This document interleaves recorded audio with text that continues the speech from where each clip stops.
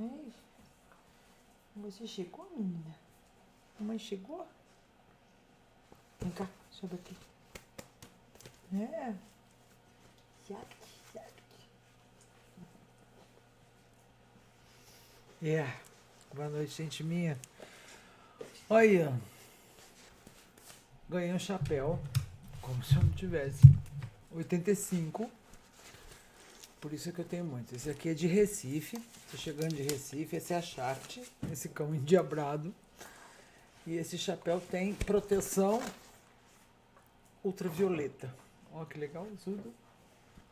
Ai, cachorra. Eu quero falar de gaslighting, mas também, se vocês quiserem, a gente pode falar de terrorismo.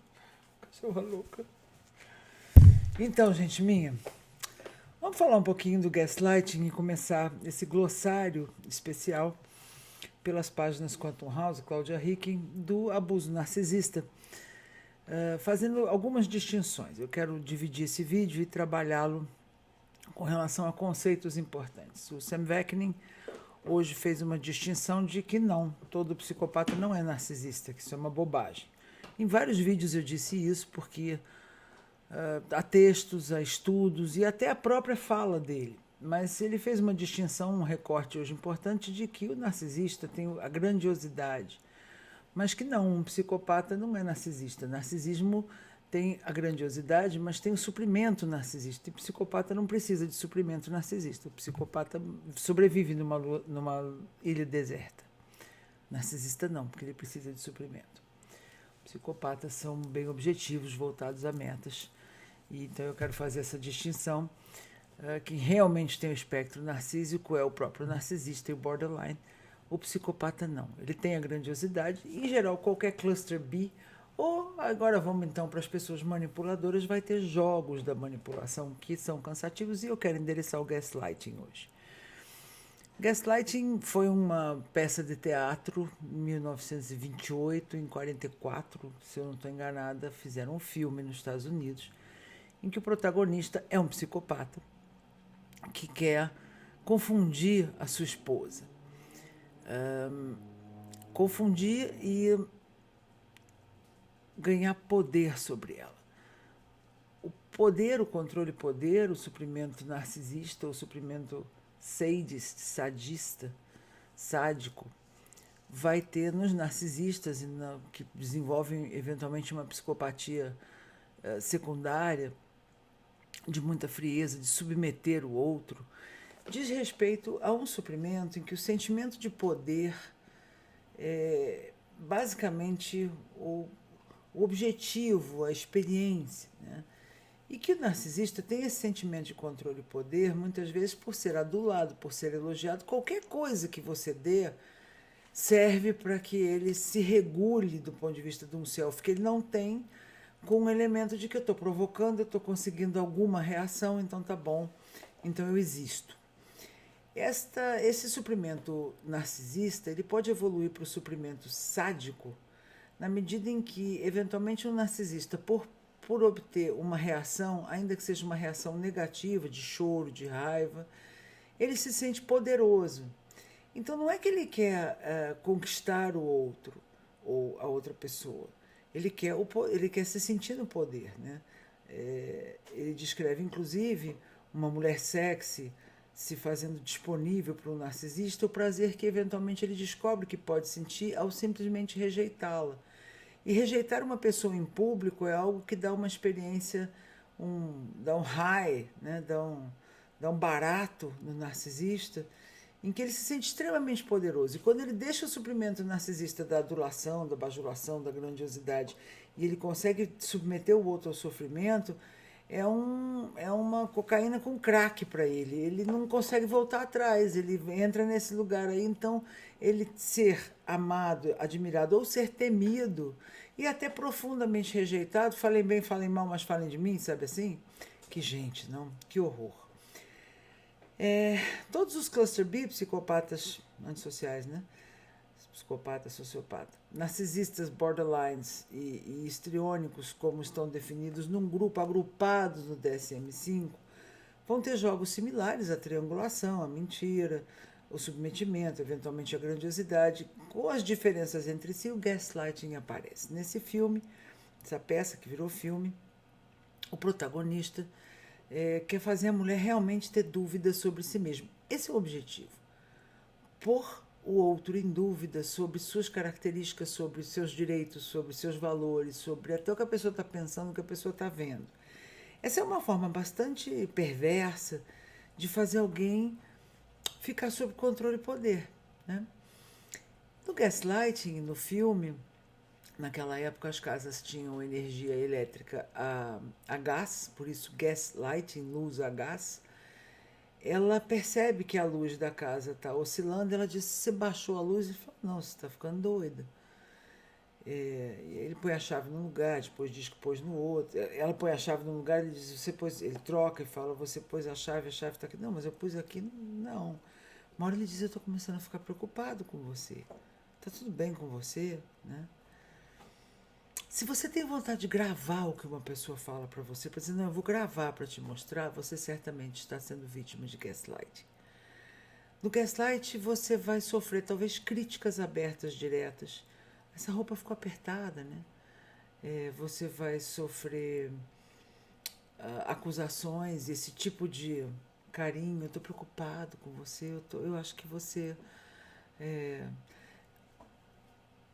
está com algum problema. Ou então uma distorção de que você é muito sensível, ou você faz tempestade em copo d'água, né? Nossa, se você fazer uma tempestade em copo d'água para isso, qualquer tipo de minimização do seu sentimento, de algo que você está tentando comunicar, remonta a essa prática que, se você não sabe, chega aqui, diz respeito a abuso emocional. O gaslighting é enlouquecedor. Ele dá uma sensação terrível de abuso emocional e de você não ter como nem se defender, porque você está lidando com um jogo de manipulação, né? Então, de novo, você faz uma queixa legítima e a pessoa conduz a conversa para um lugar onde a sua queixa é um problema de conduta da sua parte. Eu quero fazer um discernimento importante que algumas pessoas que estão em relações com manipuladores vão se tornando agressivas, especialmente se elas são sadias mentalmente, elas começam a parecer até borderlines. Elas ficam bastante irritadiças e aí tendem a querer confrontar, porque você quer confrontar e chamar na chincha, dizer: escuta, você está dizendo uma coisa, está fazendo outra, você faz uma confrontação, ou você quer uma reparação, ou a verdade que tal a verdade? Ai, a verdade, é tão boa a verdade. E aí a pessoa te acusa de ser uma pessoa de muitos altos e baixos, de ser esse tipo de coisa. Gaslighting é uma maneira de distorcer a realidade do outro e manter. Achar que eu já apresentei a vocês, não é? Come over! Manter o outro sob controle e poder. É um tipo de raia, um tipo de compensação de alguém que não tem self, ou que trabalha muito nessa coisa de desorganizar o seu cérebro. O que o narcisista realmente quer é desorganizar o seu cérebro, te fazer ter dúvidas sobre si. E ter dúvida das suas qualidades, e ter dúvida dos seus direitos, e ter dúvida se você tem algum valor. Pode ser pelo fato de que essa pessoa, se sentindo no controle e poder, se regula, alivia um pouco a ansiedade constante de querer te fazer de mãe, querer reencontrar a própria mamãe de tempos idos, né? Mas ficar no controle e poder e não ser jamais confrontado, e não ser jamais colocado no lugar de responder por si, pelos seus verdadeiros desejos, pela sua responsabilidade. E essa coisa meio puta de querer suprimento narcisista, olha, é muito feio, né? Uma pessoa se vender a qualquer canto de sereia, qualquer coisa que possa fazê-la confirmada. Nós todos podemos querer confirmação. Eventualmente nós queremos nos sentir especiais, a gente quer ser visto, ser tido, saber que a gente tem alguma especialidade, que a gente tem um valor, que alguma coisa que a gente faz muito bem feito, que a gente é legal, que a gente tem uma característica específica, não, só você. Nossa, você não para. Nossa, a paciência que você tem é incrível. Seja qual for um traço, nós gostamos de nos sentir vistos e reconhecidos. No narcisismo perverso, na desordem de personalidade narcisista, essa busca do milkshake, dessa confirmação, ela é muito desapropriada e ela é permeada de uma falta de contato. Essas pessoas têm uma deficiência cognitiva, eles têm memória ruim. Pior que mente, não sabe nem que mentiu, né? Nem lembra qual foi a mentira que contou. Porque há uma deficiência cognitiva. E eles usam você como uma memória acoplada, uma espécie de HD externo, que vai lembrá-los o quanto eles são bons, o quanto eles fizeram coisas legais na vida, o quanto tudo vai dar certo. Porque, na real, eles entram nesse lugar escuro. Né? Acho que eu já disse em algum vídeo recentemente, ou nas traduções que eu ando fazendo para vocês, o fato de que nos anos 80, alguma escola da psicologia quis redefinir o narcisismo como uma desordem de ansiedade e depressão, meramente.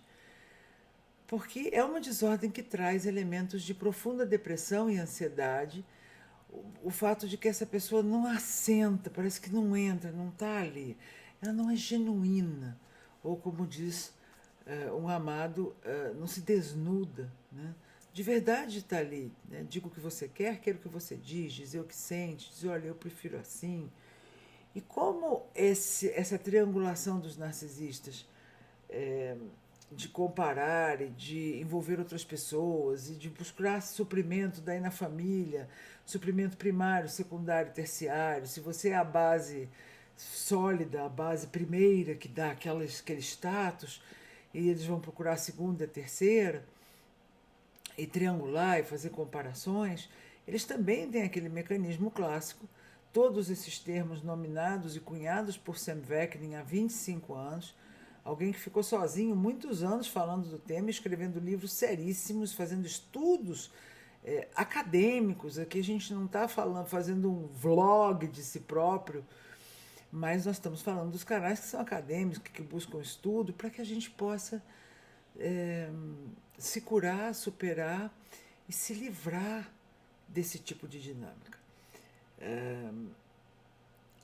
É muito importante se afastar, é muito importante da boca para dentro, de dentro para fora, saber que, dentre essas nominações do Sam Vaknin, quando ele conta do idealização ou co-idealização, porque o narcisista idealiza e o outro idealiza o narcisista de volta, fica todo mundo na ilha da fantasia, no mundo de Nárnia, né?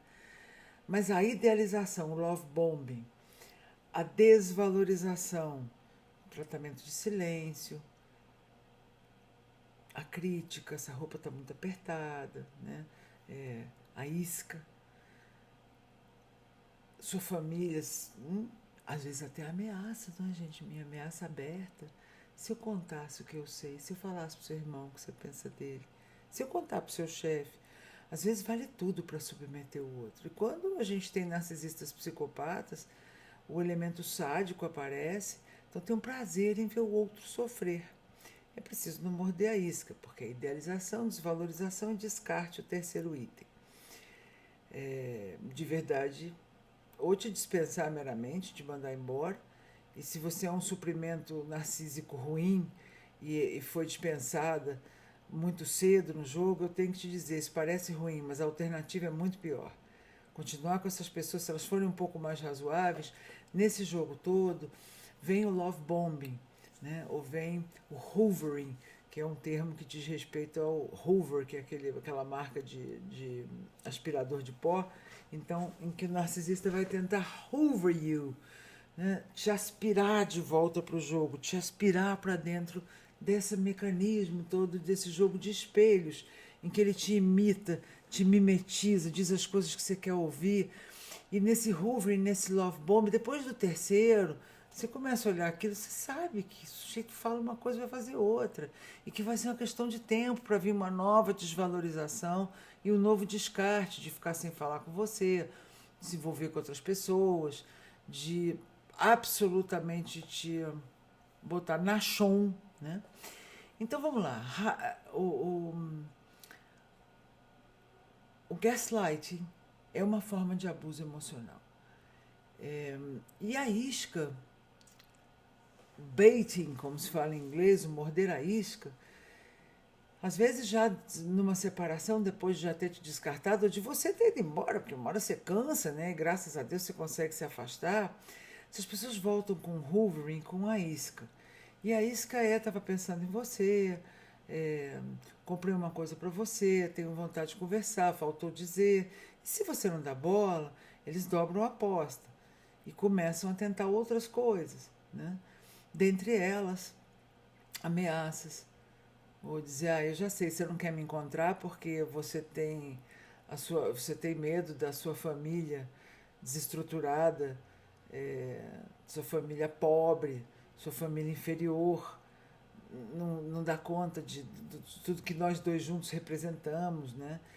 De alguma forma perversa, te colocar para baixo, fazer você parecer uma coisa horrorosa, sempre com o fito e com o objetivo de você duvidar de si, de você ir para o buraco da minhoca, de você ficar uma concha vazia, sem rede de apoio, de uma maneira a se sentir na destruição.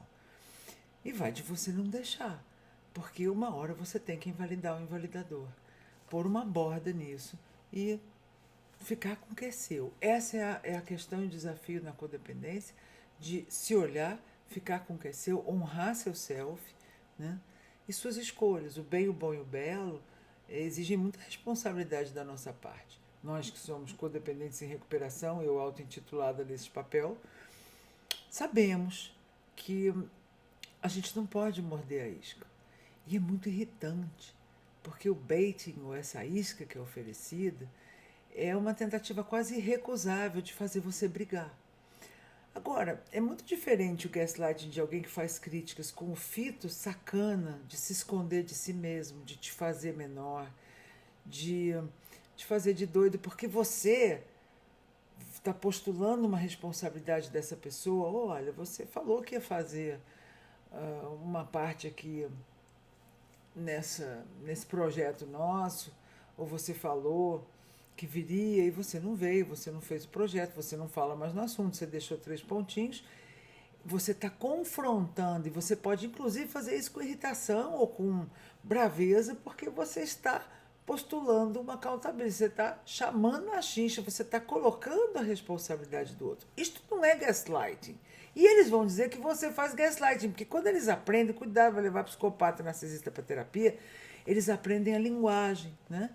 Como aquele psicopata que saiu da prisão falando bonito do trauma que ele tinha, a história da avó, a história da mãe. Nossa, comovido, com uma linguagem terapêutica sensacional. Gente treinadinha, sabe, que fala a linguagem terapêutica, saiu, matou de novo. Porque, no caso, ele era um serial killer. Bom, essa gente, na sua maioria, narcisistas psicopatas, não matam ninguém não, mas matam aos poucos. E o gaslighting é uma forma de abuso emocional, assim como o baiting, que é a isca oferecida para te colocar de volta no jogo. E se você começou a colocar bordas e fala, eu não vou mais reagir, eu não vou mais explicar, eu não vou mais bater palma para louco dançar, esse troço é um jogo de cartas marcadas, eles dobram a aposta e vão tentar esta provocação, reaction seeking behavior, comportamento provocativo que busca reatividade. Aí você não está reagindo, você está pondo bordas, você está buscando se preencher, porque assim, tem tesão nessa pessoa, tira o tesão daí e bota em outro lugar. Tem saudade, você não tem saudade dessa pessoa, você tem saudade de você. Você tem saudade de você dando um abraço, você tem saudade de você com esperança, de você daquela fase do love bombing inicial, em que você se sente no céu, que a pessoa te dá toda uma atenção, a pessoa te faz sentir tão especial, não é mesmo? E o último termo que eu gostaria de passar nesse curto revival de alguns padrões com os quais vocês têm que lidar é a migalha. Você então fica numa relação em que a pessoa está no celular o tempo inteiro, ela é fria propositadamente ou está pouco se ferrando para você, ela faz bastante tratamento de silêncio, fica num lugar bastante frio e você vai ficando faminta ou faminto. Você fica com uma saudade de um momento que seja harmonioso. Você fala, meu Deus, mas o que aconteceu? Cadê aquela pessoa que me olhava com tanto afeto, que me dizia coisas tão especiais e que, né, até a bajulação que você mesmo pode sentir, Ou o afeto, você fica ali. De repente, essa pessoa te dá uma migalha. Janta um dia com você sem ficar no celular. Que alívio. Te trata com uma palavra, oh, meu amor. E te olha assim, pronto. A tendência, por estar tão faminta, de cair, de já entrar e te dar uma esperança, apesar de que você está há semanas sendo destratada, não é apresentada para a família. Se a pessoa te faz um tratamento praticamente agressivo, te faz acusações, te trata mal mesmo. Quer dizer, alguém que não te apresenta para a família, que te esconde, que te coloca, que te trata com hostilidade, com silêncio, tanto tempo e você não reage, porque você fica com esperança. Mas que treinamento escravo é esse, que você tem esperança frente a um quadro desse? Que difícil é a gente não ver o que está vendo. Né? E se vê, não ter autoestima, firmeza suficiente para ter a coragem de abandonar a caverna, abandonar o conhecido, aquela caixinha de merda, que é merda, mas é tua. Então você fala, bom, it's wrong, but it's home, estamos a errar, mas estamos no lar. Né? E aí, uma migalha, um momento conversando com você sem pegar no celular, um jantar em que a pessoa te dê atenção, um ou dois tratamentos carinhosos, pronto, você já está de novo na esperança e você já volta para o jogo. Algumas vezes, no processo do baiting, da isca, eles não só te fazem uma crítica que te incomoda sobre sua profissão, sobre sua forma de ser, sobre a roupa que você está vestindo, alguma coisa sobre a sua família, sobre um ex teu ou uma ex tua. Como essas pessoas também podem te fazer ameaças mais graves, mais sádicas, né? Vou contar para todo mundo. E nessa hora muita gente volta para o narcisista. Porque há uma ameaça aberta de que essa pessoa... Você sabe o que eu sei, né? E a pessoa falando assim, você tem a fantasia de que se você então se curvar, se você então se dobrar o jogo, as coisas melhoram. Eu tenho a te informar que as coisas só pioram. E essa escravidão vira um elemento de poder em que o gozo do suprimento narcisista, do suprimento sádico narcísico é imenso. Não só ele tem a sua atenção via bajulação ou admiração, agora ele tem o seu medo. Agora ele tem a sua submissão escrava total. E ele está pouco se ferrando com você.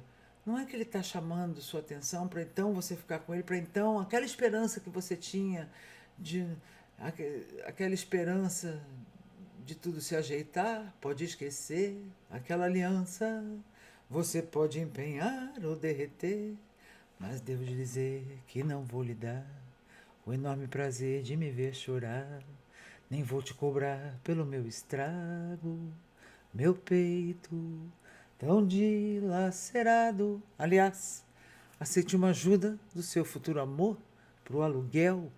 Vai precisar. Devolvo o Neruda que você me roubou e nunca leu. Mas devo dizer que não vou lhe dar o enorme prazer de me ver chorar, porque isso também é suprimento narcisista. Saiba que abuso emocional do gaslighting é uma forma de roubo. Quando a pessoa rouba a sua energia, rouba seu direito divino de estar com a sua identidade, de respeitar esse espaço energético, esse espaço de self, essa pessoa está te roubando uma energia. E que a sua irritação, a sua forma de querer dizer toda a verdade, contar com detalhes e contar uma vez, 2 vezes, 10 vezes para alguém, ele fez isso, ela fez aquilo, aí aconteceu assim e tal, é natural porque você quer dizer, eu tô doida. Se a pessoa está fazendo um jogo, imagina que ele entrou, ele ligou às 3 horas da manhã e disse tal coisa. Agressões e coisas horrorosas, ou umas indiferenças estranhas, uns sumiços, né? Isso é roubo. Roubar a tua energia, seus méritos, a sua identidade, e não assumir responsabilidade e fazer um jogo taranana, e pôr a culpa em você. E aí quando você se irrita ainda dizer, olha, tá vendo, ela critica tudo. O negócio dela é criticar, ela quer me pôr, ela quer me desqualificar, quer me pôr menor, quando você está confrontando justamente. Não tem jeito, gente, foge para as montanhas. É preciso tirar esse tesão desse lugar e pôr em outro, é preciso ficar do seu próprio lado, não admitir gaslighting, firmar, não reagir, não explicar, se esfriar, se preservar e ir embora. Se puder em amor e luz, se puder sem ficar discutindo muito, mas saber que haverá iscas, haverá provocações novas, haverá gaslighting e, por fim, haverá a tentativa das migalhas, especialmente em relações que estão andando, de colocar pequenas migalhas, como fazem os patos, né? Você bota o pauzinho para eles fazerem o caminho de volta do lago e virem para a terra. E pior é que muitas vezes funciona, porque por uma atenção, um carinho, você já acalanta o coração, fala, bom, será que não é uma esperança? Será que tudo não vai ficar bem?